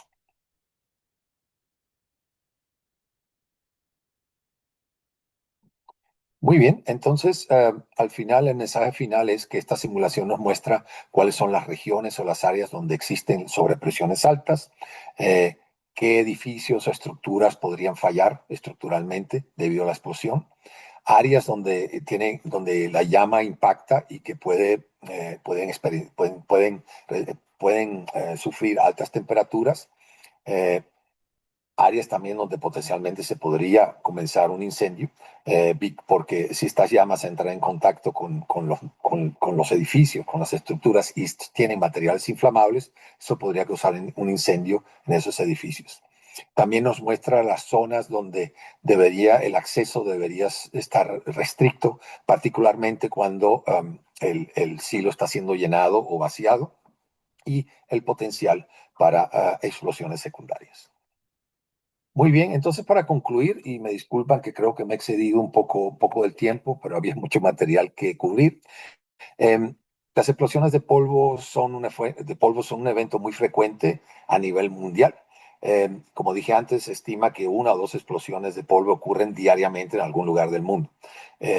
Muchas veces tienen consecuencias catastróficas, tanto para las personas, para la infraestructura y la economía tanto local como la economía de la empresa, de la industria. Muchas de ellas no son reportadas y ese es uno de los peligros o de las desventajas que nosotros vemos con explosiones de polvo. Como no son reportadas, pues mucha gente no presta atención. No es algo que aparece en las noticias, no es algo, a no ser que sea, por ejemplo, una explosión a gran escala, como la ocurrió en Beirut hace unos años atrás. Normalmente no son reportadas, entonces esa es la naturaleza humana, tendemos a ser complacientes.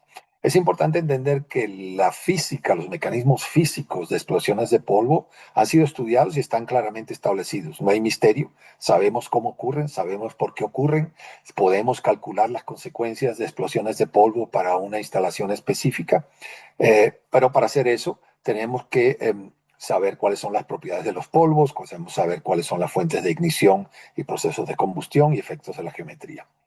Existen estrategias establecidas y probadas tanto para la prevención como para la mitigación de explosiones de polvo. Han sido catalogadas y prescritas en normativas. César ha mencionado esas normativas anteriormente. Sin embargo, no es posible en la práctica prevenir todas las explosiones que pudieran ocurrir. Si hay accidentes, el riesgo nunca es cero, siempre hay potencial de que una de esas explosiones ocurra en nuestra instalación. El análisis de riesgo es una metodología que se utiliza muy comúnmente para evaluar tanto cualitativamente como cuantitativamente, la seguridad de una instalación específica y se recomienda hacer este tipo de análisis. Y Flax2Text es una herramienta precisa que nos da resultados de consecuencias detallados para evaluar y minimizar las consecuencias y riesgos asociados con las explosiones de polvo. Muy bien, entonces es todo. Muchas gracias por su atención. No sé si hay alguna pregunta. Voy a salir a ver. Espero que estén todavía ahí porque no consigo. Por favor, me dan una Gracias a señal ti, de... Franz. Sí, sí, por ahí veo preguntas. No sé si Amy, por favor, nos ayuda con las preguntas. Sí, Me parece. justo se tienen 6 preguntas que han dejado en el chat. A ver, Ok. leo la primera que dice, ¿cuál es el proceso adecuado para la identificación de polvos combustible en una instalación o procesos? Y si es obligatoria la caracterización mediante ensayos de laboratorio para confirmar la combustibilidad del polvo o si existen metodologías preliminares confiables. Bueno, voy a responder la segunda parte. La primera parte quizás se la voy a dejar a César. La segunda parte sí, existen metodologías precisas para medir las propiedades y la combustibilidad de los polvos. Existen unos test estándares que son, básicamente se hacen en esferas de metal de 20 litros, en que se miden las sobrepresiones a diferentes concentraciones de cada polvo específico. Y se miden también, por ejemplo, con variación de la humedad del aire. Entonces, ese es el tipo de información que normalmente usamos para hacer el tipo de análisis de riesgo o para usar el programa como DOSTEX. Ahora, si es mandatorio o no, ahí es algo que en general nosotros recomendamos hacerlo. Eh, el FlaxDOSTEX, el programa tiene una base de datos, pero son a datos promedio. Por ejemplo, tiene varios tipos de maíz, varios tipos de trigo, varios tipos de carbón, pero eso varía mucho de una instalación a otra. Entonces, por nosotros siempre recomendamos esa parte. Ahora, si es obligatorio o no es obligatorio, no sé en el Perú si es obligatorio hacerlo o no. Normalmente nosotros recomendamos hacerlo. Eh, Dependiendo, porque nosotros trabajamos internacionalmente, hemos trabajado con compañías que ellos prefieren no hacer las pruebas o la caracterización del material. En ese caso, trabajan con materiales de alta explosibilidad para estar del lado conservativo. Por eso puede también causar o resultar en un análisis de riesgo negativo que no es real para la instalación en particular. Pero no sé, César, si en el Perú existe alguna normativa o alguna restricción legal para hacer este tipo de análisis o no. Claro, buen punto, Franks. Mira, no, en el Perú, creo que lo comenté también al principio, no hay todavía una normativa específica. De hecho, no solo en el Perú, nosotros hemos hecho trabajos en varios países de aquí de Sudamérica y en varios países de Sudamérica, no sé si la mayoría, pero en varios de los que hemos estado, no existe una normativa específica todavía para ese tema, ¿ya? A ver, ¿existen ensayos para eso? Sí, ¿no? Existen los ensayos de explosividad que son los que nos van a determinar básicamente si el material es explosivo o no, ¿no? Ahora, normalmente pocos hacen ensayo de explosividad, más que nada, porque el ensayo de explosividad simplemente te va a decir si el material es explosivo o no es explosivo, ¿no? Lo que la mayoría hace, dado que las industrias ya están muy difundidas, es simplemente acudir a listas como la que mostré de la OSHA. Hay otras de la NFPA, donde son listas de materiales que ya están catalogados como explosivos, ¿no? Y por ende se asume como tal. Lo que sí se debe de hacer es lo que tú bien has recomendado, que son pues los ensayos de sensibilidad a la ignición, por ejemplo, como lo que es la energía mínima de ignición, la temperatura mínima de ignición y lo que es también los ensayos para caracterizar la severidad de la explosión, ¿no? Llámese el índice de deflagración, ese KST que aparece por ahí, ¿no? Y la presión máxima, que es la presión máxima de explosión, ¿no? Ese tipo de datos se obtiene sí de ensayos específicos que se requieren muchas veces, repito, no es obligatorio en el Perú, pero que se necesita. Una opción, como bien lo ha dicho Franz, es utilizar valores promedio, valores referenciales para poder trabajarlos de esa manera, ¿no? Pero lamentablemente en el Perú, y repito, en muchos países, al menos de acá de Sudamérica, todavía falta profundizar más en este tipo de riesgo, ¿no? No está tan desarrollado. Eh, ¿Hay ot- alguna otra consulta? sí, Ujú. otra pregunta es, si se menciona que el riesgo de explosión puede mitigarse mediante la adición de material inerte. ¿Cómo se determina la proporción mínima de inertización requerida y qué criterios o ensayos permiten identificar este umbral? Bueno, los ensayos también pueden utilizarse para em, proveer recomendaciones de cuál sería la proporción mínima. del material. Pero eso es algo también que nosotros modelamos en Flash2Text. Si hacemos un modelo tridimensional, pues podemos incluir el material que está caracterizado y podemos evaluar cuál es la proporción y también diferentes materiales inertes. Estamos usando nitrógeno, estamos usando vapor de agua, estamos usando, todo eso va a tener un efecto diferente en la inertización. Y eso es una cosa que nosotros hacemos muy comúnmente con el programa de Flash2Text. Otra consulta es que en el Perú, ¿cómo se realiza la medición de propiedades de polvos combustibles y qué respaldo normativo existe? ¿Hay laboratorios acreditados por INACAL con capacidad para este tipo de ensayos? Ok, eso me toca responder a mí entonces. Sí, Sí, como ya lo había comentado, no tenemos todavía una normativa específica para eso. Tampoco tenemos, les comento, laboratorios con ensayos acreditados en el Perú. En el Perú, un poco para conocimiento de nuestros colegas, que creo que hay algunos que son de otro país y para Franz también, en el Perú tenemos una entidad que se llama INACAL. INACAL es la autoridad que se encarga de regular a todos los laboratorios de ensayos que se hacen. Ya, pero no solo regula los laboratorios, sino los ensayos acreditados por los laboratorios, ¿no? No hay todavía, hasta donde yo conozca, ensayos de laboratorio acreditados para estos temas en INACAL. Sin embargo, INACAL acepta ensayos de laboratorio que estén acreditados internacionalmente, ¿no? De hecho, acá en el Perú hay varias empresas, organizaciones que son transnacionales, que operan en todo el mundo, prácticamente en los 5 continentes, y ellos sí tienen laboratorios acreditados, por ejemplo, en Estados Unidos, ¿no? Entonces ellos envían la sustancia, el material lo envían a Estados Unidos, le hacen los ensayos allá y envían los reportes a Perú de esos con los resultados de esos ensayos, ¿no? Entonces, eso es admitido, sí, es admitido y se suele utilizar en algunos casos. Sin embargo, debo comentar que acá en el Perú lo que más se estila es hacer lo que dijo Franz, utilizar, digamos, valores promedios, ¿no? De materiales similares, ¿no? Por ejemplo, si hablamos de harina, pues la harina, como ya dice Franz, tiene, o el azúcar en polvo, tiene ya establecidos ciertos valores promedio que pueden utilizarse en estos casos, ¿no? Pero si uno quisiera a obtener valores específicos del material de la empresa que está manejando, pues entonces sí habría que enviar a hacer ensayos, pero normalmente los envían a Estados Unidos para que se hagan allá. Ok, otra pregunta ¿es posible moderar explosiones de polvos combustibles mediante herramientas computacionales y cuáles son las principales limitaciones de esos modelos? ¿Y cómo se utilizan los software de simulación en este tipo de escenarios? Por ejemplo, para evaluar sobrepresión, propagación de la llama o efectos en instalación. bueno, creo que la pregunta fue ya prácticamente respondida durante Respondida. durante la presentación. Sí, se puede, si tenemos la herramienta de Flash2Text. Desde el punto de vista de limitaciones, no existen limitaciones. Tenemos todo el proceso físico, todas las propiedades físicas, tenemos todos los procesos físicos de combustión, de desplazamiento de la llama. Es un modelo transiente, es un modelo tridimensional, es un modelo de flujo compresible. Entonces, ese punto de vista son los modelos computacionales más sofisticados que existen, porque es tridimensional.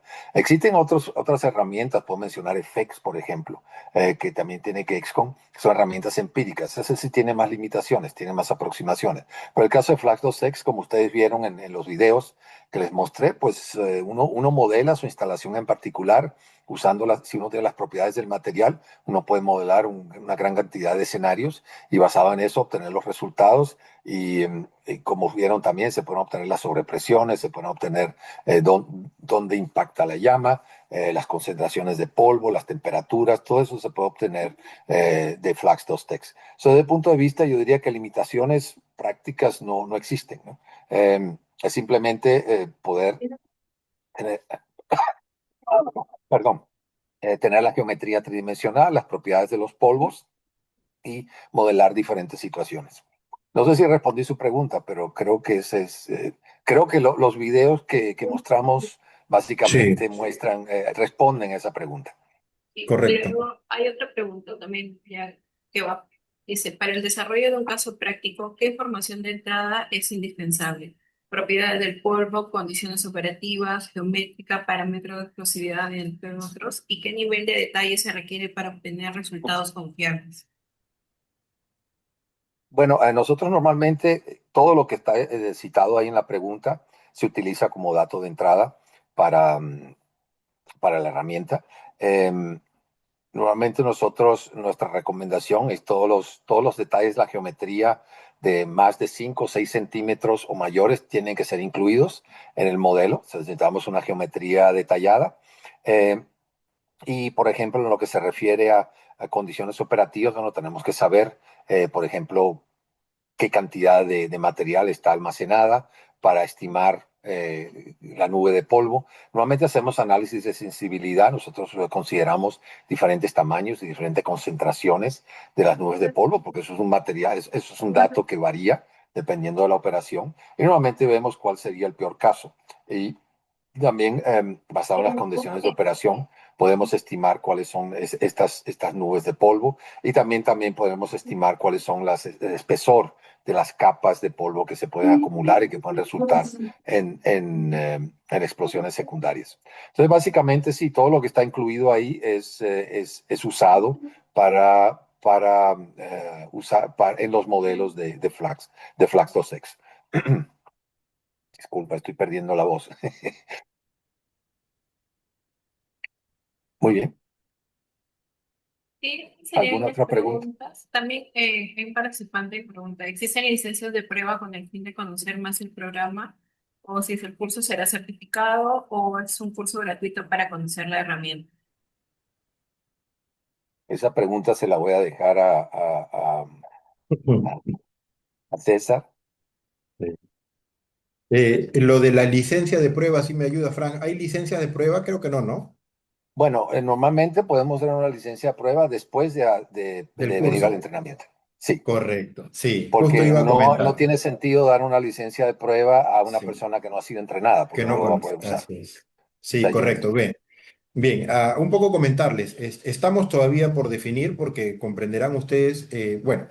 Eh, luego de los días que va a durar el Congreso de las SPS en Lima, como saben ustedes, va a haber un Congreso latinoamericano de las SPS en Lima. La semana siguiente al Congreso vamos a dar unos cursos certificados, primero en FX y Risk Curves, que son dos de las herramientas semiempíricas, como ya lo dijo Frank, más utilizadas de HESCON, ¿no? Que son básicamente para lo que son eventos que tienen que ver con líquidos combustibles e inflamables, ¿no? Nubes inflamables, incendios, explosiones, dardos de fuego, etcétera. ¿No? Va a haber 3 días de curso de entrenamiento certificado. Ahí Frank va a estar dirigiendo el curso. Y quedan 2 días todavía que estamos evaluando la posibilidad de implementar este curso de DASX, que también ya es más que nada una herramienta, como decíamos, basada en dinámica de fluidos computacional y que tendría que ser certificada, por supuesto, porque es un entrenamiento, ¿no? Es un curso certificado. Y las licencias de prueba se podrían otorgar a aquellos que lleven el curso de entrenamiento, porque como bien ha dicho Franz, la verdad es que es un curso es una teoría bastante profunda que necesita sí o sí de entrenamiento, ¿no? Las herramientas mismas necesitan de entrenamiento para poder utilizarse. Aquellos que lleven el entrenamiento recién van a poder estar en capacidad de poder utilizar, por ejemplo, el DASEX, y ahí se le podría otorgar algunas licencias de prueba para que hagan algunos ensayos, algunos ejercicios y puedan eh, probarla, ¿no? Pero todavía, repito, estamos justo en evaluación, estamos viendo en el mercado con nuestros clientes interesados, sobre todo en estos temas de polvos combustibles, si es que existe el interés para que podamos abrir el curso de esos 2 días, ¿no, Frank? Si no me equivoco, Sí, ¿no? son dos Para días. el DASEX, sí. Así que estamos por confirmar. Más bien, si alguno de aquí de este grupo está interesado, nos escribe, por favor, para poder considerarlos en una lista y ver si es que finalmente podemos aperturar también ese curso de explosiones de polvos combustibles, ¿no? Que, ojo, no solo, entiendo, Frank, no solamente es la herramienta, que de hecho lo más importante va a ser el manejo de la herramienta en sí, pero también va a haber toda una parte teórica de todo lo que son las explosiones de polvos combustibles, ¿no? Sí, mucho de lo que cubrió hoy en este Ujú. webinar, pero en más detalle. O sea, Claro, más ampliado. Ujú. Ok. Se acaba de dejar también otra pregunta que dice, cuando se trabaja con mezclas de polvos o no se pueden hacer ensayos, ¿es más correcto evaluar según el componente mayoritario o el de mayor riesgo? ¿Qué criterio debería primar para no subestimar el peligro? bueno, eso dependería de cada caso en particular. Nosotros, por ejemplo, también podemos hacer ensayos de un polvo que es una mezcla de polvos. Entonces, caracterizamos una mezcla de polvo como un material solo. Es una posibilidad. Pero en el caso de que no se tenga esa información, pues normalmente sí. Pero si hay que errar, es mejor errar en el lado conservativo y usamos el material con mayor explosibilidad para hacer los estudios y las simulaciones.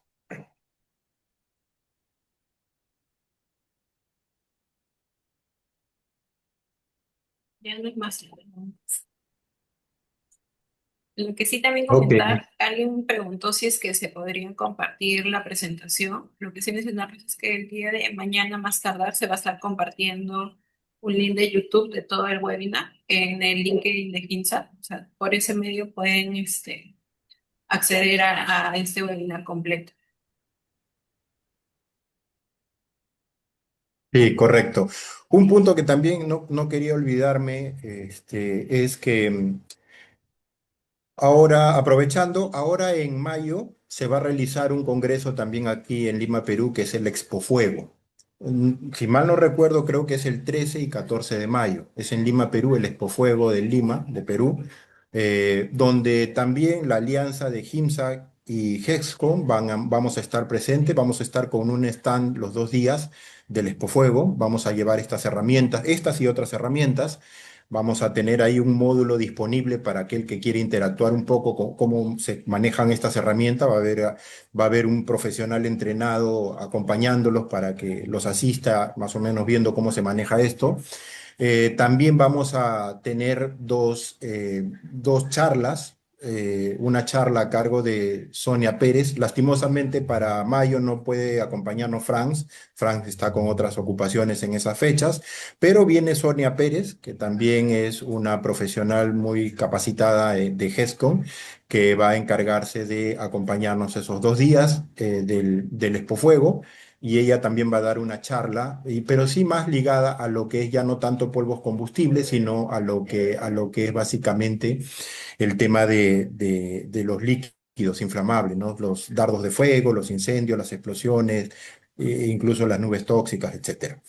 ¿Ya? Así que los invito también para aquellos que están sobre todo en Perú y van a estar en el Expo Fuego, nos encuentran ahí en el stand, y en el programa van a haber un par de cursos que los vamos a dictar para los que asistan a la feria. Listo, eso básicamente. Bueno, si no hay más consultas, Amy, agradecerles a todos, en primer lugar a Franz. Gracias, Franz, sé que es un poquito tarde por allá. Igual te Placer. agradezco Siempre un por tu placer, tiempo. César.